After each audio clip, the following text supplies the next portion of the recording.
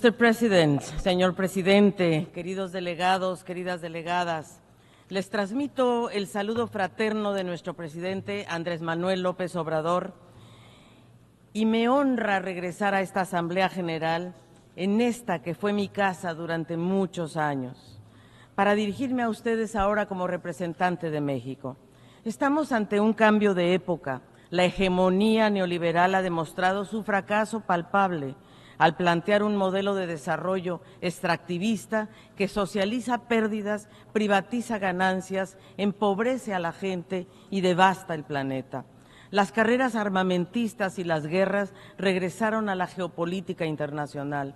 La devastación del medio ambiente avanza, la frustración y el descontento se manifiestan en extremismos, en propuestas que niegan derechos y reniegan los valores democráticos. Las instituciones del sistema internacional pierden legitimidad. A estos fenómenos se refirió el secretario general Antonio Guterres en sus palabras y dijo: un purgatorio de polaridad, de inestabilidad, que son síntomas de crisis civilizatorias, de etapas de transición en las que lo viejo no acaba de morir y lo nuevo no acaba de nacer. Las similitudes entre nuestros tiempos y el periodo de entreguerras del siglo pasado son cada vez más evidentes, son también preocupantes porque conocemos el desenlace de entonces, años terribles en los que la producción del mundo se transformó en correa de transmisión para la guerra y donde la humanidad se convirtió en un insumo más. Sin embargo, la historia nos enseña también que en esta crisis, con coraje y valor, es posible torcer el sino destructivo. En el periodo de entreguerras del siglo pasado, la política exterior de México escribió un capítulo excepcional, desplegando el humanismo, la solidaridad y el respeto al derecho internacional que nos caracteriza. México se dio a la tarea de defender el valor de la sociedad de las naciones, la justicia, la autodeterminación, la integridad y la interdependencia y la independencia, así como la igualdad de sus miembros. Con estas banderas condenamos en ese entonces enérgicamente el armamentismo, las invasiones a Manchuria, a Austria, a Etiopía, el avance del fascismo en Europa y tras el fin de la Guerra Mundial, de la Segunda Guerra Mundial, México lideró la declaración en América Latina y el Caribe como territorio libre de armas nucleares. Hoy como entonces, México se empeña en construir alternativas emancipadoras. La nuestra es una patria que guía su presente bajo la enseña del humanismo mexicano, producto de nuestra historia milenaria y brújula de nuestro proyecto de transformación nacional. La construcción de una sociedad justa, igualitaria y fraterna, una economía moral que garantice una distribución equitativa del ingreso y el respeto al medio ambiente. Se trata de una revolución de las conciencias que ha permitido durante la administración del presidente López Obrador revertir la degradación y precarización de las condiciones de vida de nuestra población. Más de 9.5 millones de mexicanos abandonaron la pobreza en 5 años y el coeficiente de Gini llegó a su mínimo histórico. El salario se incrementó en 135%, derribando aquellos mitos inflacionarios pregonados como certezas absolutas por los que buscan mantener el status quo. Se eliminaron privilegios fiscales, reforzando las arcas públicas y poniendo coto a la corrupción, la evasión y la elusión fiscal. Todos estos logros son además en un contexto de estabilidad que consolidó a México como destino de inversión. Se tomaron acciones inéditas a nivel constitucional para reconocer los derechos de los pueblos indígenas, garantizar la igualdad y la participación política de las mujeres, así como para dejar un legado manifiesto de conquistas sociales en nuestra Carta Magna para que nadie pueda arrebatárselo a las generaciones futuras. Esto se reflejó también en nuestra política exterior, porque México es un país de migrantes, ninguna etapa del ciclo migratorio nos es ajena, y con base en nuestra experiencia pusimos en marcha el modelo mexicano de movilidad humana, una propuesta para gestionar la migración de manera integral por medio de la atención a sus causas estructurales y a la colaboración regional. El modelo tiene 4 pilares. El primero es empoderar a las comunidades mexicanas en el exterior y promover que Estados Unidos adopte para ellos su total regularización. Segundo, fortalecer y ampliar la cooperación para el desarrollo en comunidades de origen y retorno. Tercero, atender los factores políticos y las sanciones económicas que inhiben el desarrollo y generan migración irregular. Y cuarto, generar vías seguras, ordenadas y sobre todo asociadas a la movilidad laboral. Lo decimos para que se escuche lejos. La migración no es un problema, es un fenómeno, no es un delito. Los migrantes no son delincuentes. El problema son los factores que los expulsan de sus hogares, los peligros a los que se exponen al no encontrar vías legales de movilidad y las prácticas que los criminalizan. Desde esta tribuna reconocemos por justicia la aportación de 37 millones de mexicanos que viven en Estados Unidos y que son trabajadores capaces y honrados que aportan alrededor de 324,000 millones de dólares al año a su Producto Interno Bruto y que son indispensables para la economía de ambos países. Hemos logrado cambiar la narrativa y la conversación con Estados Unidos para enfocarnos en las causas estructurales y hemos convocado a los líderes de los países de origen en la región, en Palenque, con acuerdos estratégicos que han logrado disminuir 66% los encuentros en la frontera entre México y Estados Unidos. Y lo decimos también fuerte, el desarrollo y la estabilidad no serán la norma del sistema internacional si no garantizamos los derechos y la inclusión de las mujeres. Como primer país del sur global en adoptar una política exterior feminista, fuimos la sede de la tercera conferencia ministerial sobre política exterior feminista y en esta declaración la conferencia reconoció una serie de compromisos que quedaron reflejados en el Pacto del Futuro. Pero fíjense, en esta semana solo 9 mujeres, solo 9 jefas de Estado y de Gobierno tomaron esta tribuna, 9 de 133 países. El mundo no puede avanzar si la mitad de su población no está incluida. Nunca más nada sobre nosotras y nosotros, porque el futuro será feminista o no será. El cambio climático, como dijo Nicolás Stern, es la mayor falla del mercado de todos los tiempos y es también el mayor reto global. Y la única forma de mitigarlo es por medio de acciones colectivas y simultáneas. Estas necesitan financiamiento y el cumplimiento de las responsabilidades compartidas pero diferenciadas de los países del norte. Reiteramos nuestro compromiso con el Acuerdo de París, la implementación del Marco Mundial de Kunming-Montreal y de biodiversidad y la activación de sinergias entre los 3 acuerdos de Río, el Río Trío. Proponemos medir y restaurar la integridad de los ecosistemas como proveedores de bienes y servicios esenciales para la economía y el bienestar social y la estabilidad climática. Hemos participado en los procesos consultivos del Tribunal Internacional del Derecho del Mar, la Corte Interamericana de Derechos Humanos y la Corte Internacional de Justicia sobre la responsabilidad de los estados respecto al cambio climático. Seguiremos trabajando para lograr la ratificación del acuerdo relativo a la conservación de la diversidad marina en aguas internacionales y mantener la moratoria a la extracción minera en los fondos marinos. El panorama de la seguridad mundial, amigas y amigos, está experimentando una profunda transformación. Nos alarman las crecientes y diversas amenazas a la paz y seguridad internacionales. En particular, las violaciones de los propósitos y principios de la Carta de las Naciones Unidas y los crecientes riesgos de una guerra nuclear, la mayor amenaza a la que se ha enfrentado nunca la humanidad. Ante estos escenarios, defendemos la integridad territorial en todos los contextos geográficos, incluyendo en Ucrania, en Palestina. Abogamos por una solución política y negociaciones que incluyan a ambas partes, Rusia y Ucrania.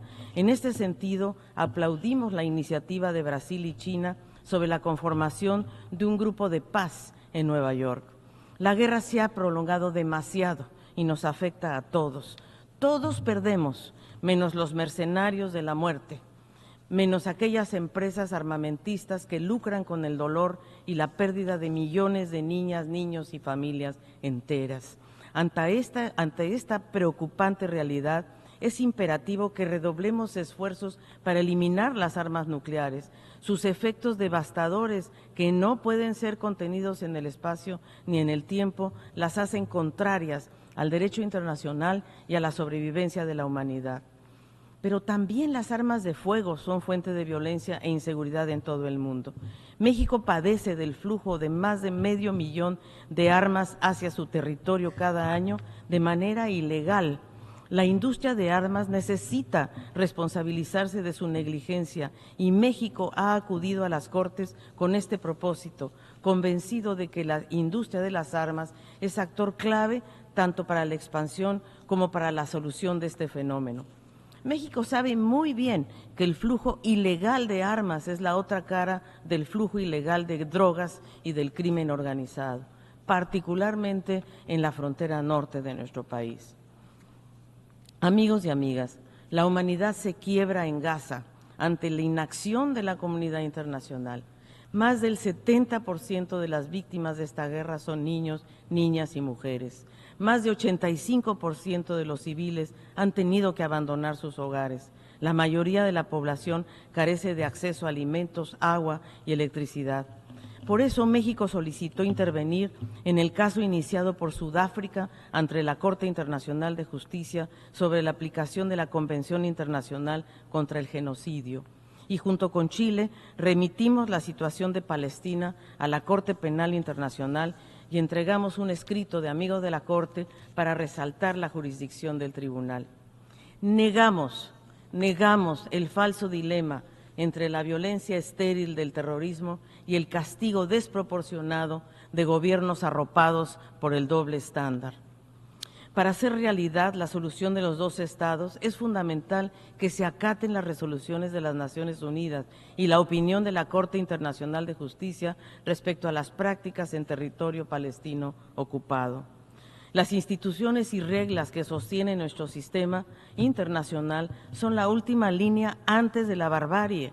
Por eso condenamos enérgicamente las flagrantes violaciones del actual gobierno de Ecuador a las normas más básicas de convivencia internacional, a los principios de la Carta de las Naciones Unidas, con el asalto ilegal y violento a nuestra embajada en Quito la noche del 5 de abril, la agresión a nuestros diplomáticos y la sustracción ilícita de una persona a quien México otorgó el asilo político y que sigue preso y gravemente enfermo.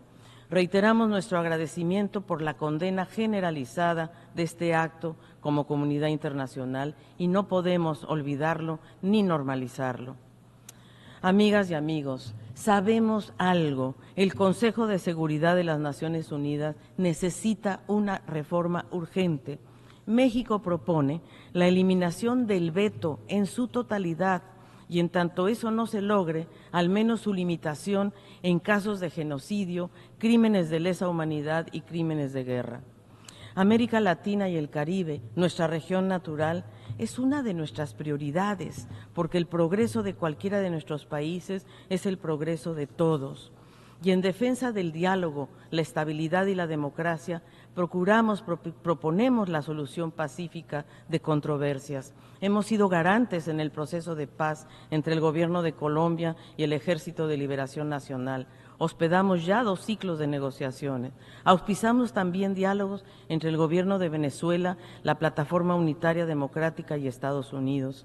Y siguiendo los principios de solidaridad, autodeterminación y el bienestar de los pueblos, seguiremos involucrados en apoyar a Haití en la reconstrucción de su estabilidad y seguridad. Reiteramos la condena contra el bloqueo económico impuesto a Cuba desde hace 6 décadas, violando el derecho internacional, y nos pronunciamos por la eliminación inmediata de Cuba en la lista estadounidense de países patrocinadores del terrorismo. México, honrando la tradición de asilo de nuestra historia, ofrecimos asilo político a personas amenazadas en su vida, integridad y libertad. Concedimos refugio a decenas de miles de solicitantes y protección complementaria como país que abre las puertas a quienes lo necesiten. Amigas y amigos, el 1 de octubre inauguraremos la administración de la primera presidenta mujer en 200 años, la doctora Claudia Sheinbaum. Con su liderazgo, el gobierno humanista profundizará eso.